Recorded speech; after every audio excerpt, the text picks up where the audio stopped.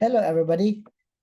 This time we will be discussing how to complete the step number 9 of the Online Compliance Monitoring Report or CMR. Paano ba kumpletuhin ang step number 9? Anong mga information ang kailangang i-provide sa step number 9 ng Online Compliance Monitoring Report? Ang step number 9 ng Online Compliance Monitoring Report, ito po yung sa conclusions and recommendations. At dito po sa part na to, sa conclusion and recommendations, nagbibigay tayo ng statement sa compliance status. So conclusion and recommendation in the context of compliance status, conclusion and recommendation on environmental quality status, at sa environmental management plan, environmental risk categorization, at saka yung ating work plan for the next monitoring period. Ito po ay napaka-simple na dahil tayo na mismo ang nagbibigay ng statement, nagbibigay ng conclusion and recommendation. So for example, sa compliance status, ang ating conclusion na pwedeng ilagay, the proponent complies with all the ECC conditions. At yung ating recommendation is the proponent will continually complies all the ECC conditions. So wala naman po ditong kailangan ng attachment, basta magbibigay lang tayo ng ating mga conclusions and recommendations sa compliance status.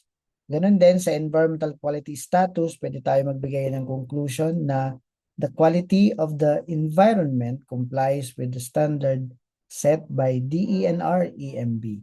At yung ating recommendation, the proponent will continually complies with the applicable standards set by DENR-EMB. Pwede tayo maglagay ng iba pang mga narrative statement as our conclusion and recommendation with respect to environmental quality status. At paano naman yung sa environmental management plan status, anong statement ang pwede nating sambitin? The conclusion, like the proponent implemented all the commitments in the EMP. The proponent, as our recommendation, will continually implement the commitments in the EMP or Environmental Management Plan.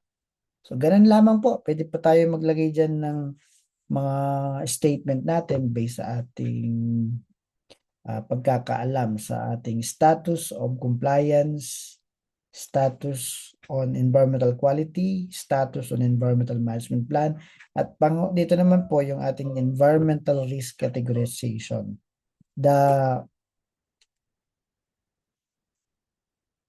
Pwede natin ilagay dito, ipasa natin yung Project Environmental Monitoring and Audit Prioritization Scheme. At panghuli, yung ating work plan for next monitoring period.